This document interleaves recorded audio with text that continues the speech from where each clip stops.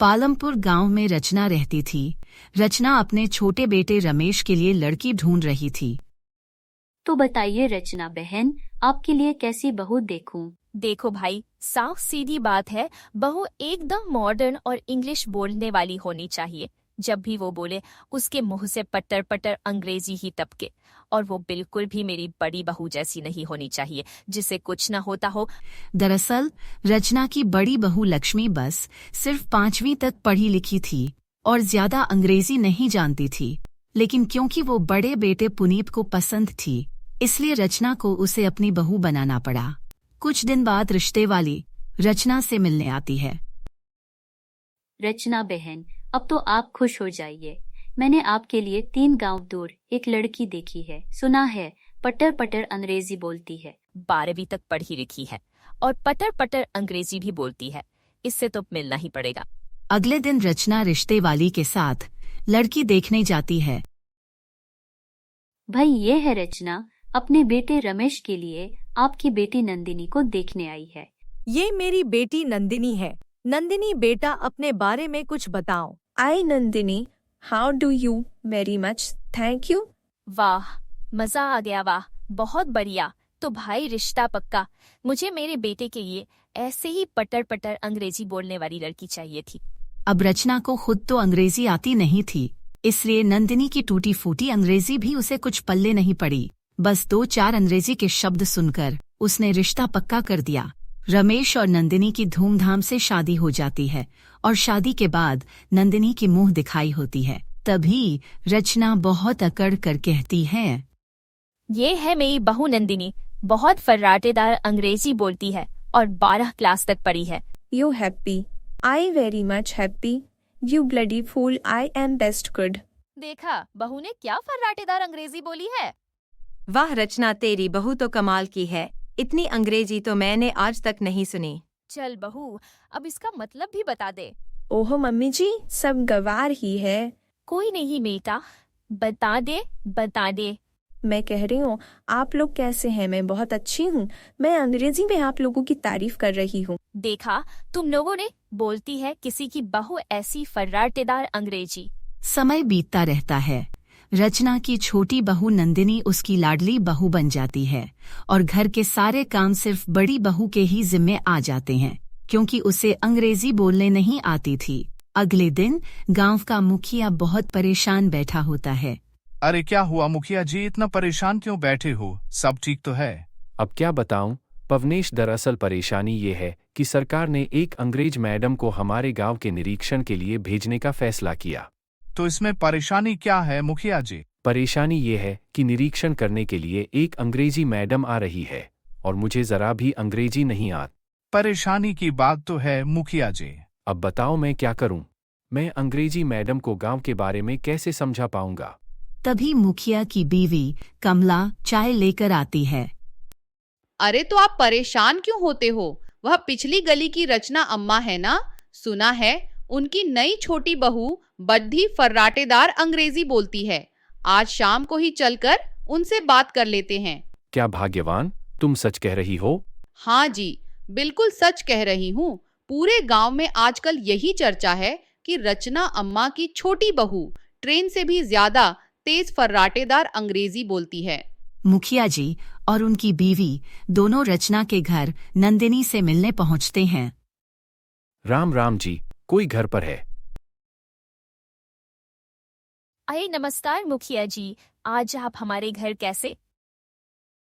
वो दरअसल मुझे आपकी बहू नंदिनी से एक बहुत जरूरी काम था। मेरी बहू नंदिनी से आपको क्या काम हो सकता है? वो दरअसल बात ये है कि सरकार ने हमारे गांव के निरीक्षण के लिए एक विदेशी महिला को चुना है और आप तो जानती है विदेशी कितनी हाई फाई इंग्लिश बोलते हैं, पर मुझे तो जरा भी अंग्रेजी नहीं आती, इसलिए अगर इसमें नंदिनी बेटी कुछ मदद कर सके, यही पूछना था। अरे आप गांव के मुखिया है, जरूर करेगी मदद।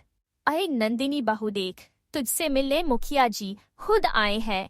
Hello miss Mukhiya ji, how do you and your mister wife? देख रहे हैं मुखिया जी, मेरी बहू कैसे पटर पटर अंग्रेजी बोलती है। वाह वाह, देख रहा हूँ रचना बहन, मुझे लग रहा है और मुझे चिंता करने की कोई जरूरत नहीं है। मुखिया जी और रचना जहाँ बहुत खुश होते हैं तभी अचानक मुखिया जी नंदिनी से पूछते हैं। बेटा नंदिनी, हमारे गांव में निरीक्षण के लिए एक विदेशी महिला आ रही है। तुम तो बहुत अच्छे से अंग्रेजी में जानती हो, तो क्या तुम पंचायत की कुछ मदद कर सकती हो? इससे पहले ही रचना बोल पड़ती है। अरे जरूर करेगी मदद मुखिया जी, आप टेंशन क्यों लेते हो, ये रचना का वादा है। दूसरी तरफ ये बात सुनकर नंदिनी टेंशन में आ जाती है और मन ही मन सोचती है, हे भगवान, ये लोग तो मुझे अंग्रेज का एक्सपर्ट समझते हैं, लेकिन ये तो मुझे नहीं पता है मुझे कितनी टूटी फूटी अंग्रेजी आती है। अभी तक मेरा काम माँ जी और इनकी दोस्तों के बीच चल रहा था, लेकिन इस विदेशी महिला को मैं कैसे संभालूंगी और मना भी नहीं कर सकती। नंदिनी को झिझकते हुए हाँ करनी पड़ती है। बेटा नंदिनी, ये है Sophie. Hi, how do you? You hi. I am very good. How about you? I full, you eat.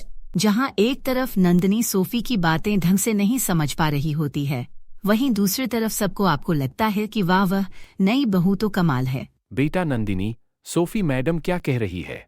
वो पूछ रही है खाने में क्या बनाया है।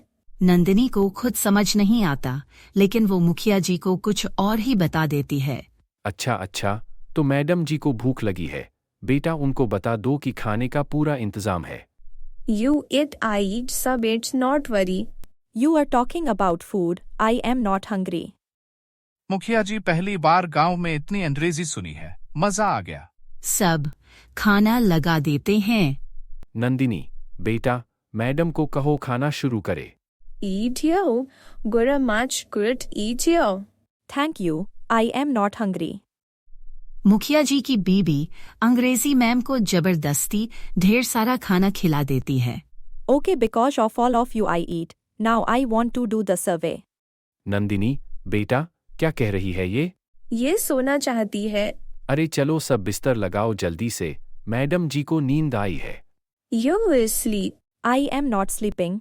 सब जबरदस्ती सोफी को सुला देते हैं। हे भगवान, किसी तरह आज तो निकल गया, अब आगे क्या होगा? शाम को फिर मुखिया जी की बीवी नंदिनी को बुला कर ले जाती। अरे बेटा नंदिनी, सोफी मैडम सोई ही नहीं और कुछ अंग्रेजी में गिटर पिटर कर रही है, तू ही बता दे वो क्या कह रही है। Well, what you said to people offer? Because of spicy food, I got loose motion. Nandini को कुछ भी समझ नहीं आ रहा होता, लेकिन उसे सबको कुछ तो बताना ही था।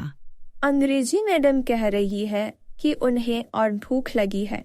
फिर से ढेर सारा खाना अंग्रेजी मैडम के सामने लाकर रख देते हैं और फिर से जबरदस्ती उन्हें ढेर सारा खाना खिला देते हैं, जिससे सोफे की तबीयत और ज्यादा खराब हो जाती है। Oh God, I am feeling very low. Madam कह रही है कि उन्हें लो, यानी कम गिलास लस्सी का चाहिए। सब एक बड़ा गिलास लस्सी ले आते हैं और मैडम को पिला देते हैं, और लस्सी पीते ही सोफे की तबीयत बहुत ज्यादा खराब होती और वो पूरे दिन टॉयलेट के चक्कर काटती रहती है। This is too much. Stop it. बेटा अब ये क्या कह रही है? ये कह रही है स्टॉप मत करो। बस करो लड़की, तो ये क्या बोल रही हो? तुम्हें तो जरा भी अंग्रेजी नहीं आती। मेरी हर बात का उल्टा मतलब इन लोगों को क्यों बता रही हो? सोफी के मुंह से हिंदी सुनकर सभी हक्के बक्के रह जाते हैं। अरे मैडम, आपको हिंदी आती है? मैं कब से आपको यही तो बताने की कोशिश कर रही हूँ, उल्टा आप इस लड़की को ले आए हैं, इसको जरा भी अंग्रेजी नहीं आती, जो मेरी हर बात का उल्टा मतलब बता रही है। सुनकर सब दंग रह जाते हैं कि नंदिनी को अंग्रेजी नहीं आती। अरे मैडम क्या कह रही हो? मेरी बहू बहुत पटक पटक अंग्रेजी बोलती है। आपकी बहू को कुछ नहीं आता, उसे अंग्रेजी का ए भी नहीं आता। सभी लोग रचना देवी पर जोर जोर से हंसने लगते हैं। बहुत ज्यादा शर्मिंदा होकर रचना देवी बस खड़ी रह जाती है। तू घर चल बहू, तुझे बताती हूँ मैं। वो माझी, वो माज। बिल्कुल चुप कर। दूसरी तरफ सोफी की हालत बहुत ज्यादा बिगड़ने लगती है। आप लोगों ने मुझे इतना खिला दिया है, मेरी तबीयत बहुत खराब होने लगी है, और अगर मैं ठीक नहीं हुई तो देखिए मैं रिपोर्ट में क्या क्या लिखती हूँ। तभी सबके बीच से निकलकर रचना की बड़ी बहू आती है। मैडम जी, ये काढ़ा पी लीजिए। आप ठीक हो जाएंगी। अब मैं कुछ भी नहीं खाऊंगी पीऊंगी। मैडम जी, एक बार पीकर तो देखिए। बड़ी बहू की जबरदस्ती करने पर सोफी काढ़ा पी लेती है और काढ़ा पीने के मिनट बाद ही सोफी बिल्कुल ठीक हो जाती है। वाह, क्या था इस काढ़े में, मैं बिल्कुल ठीक हो गई। ये मेरी माँ का आयुर्वेदिक काढ़ा है जो हम दस्त लगने पर देते हैं। अरे वाह, तुम्हें तो बहुत ज्ञान है, मैं आपसे मिलकर बहुत खुश हूँ। सोफी बड़ी बहू की बहुत तारीफ करती है और कहती है, आपने मुझे ठीक किया, मैं हमेशा याद रखूंगी। मैडम जी, प्लीज हमारे गांवों के बारे में कुछ भी उल्टा सीधा मत लिखिएगा। सभी आपको पूरी तकलीफ के लिए बहुत शर्मिंदा है। सोफी बहुत सोचती है और कहती है, ठीक है, मैं ऐसा कुछ नहीं करूंगी और सोफी चली जाती है। सोफी के जाते ही अब रचना नंदिनी को घर लेकर आती है।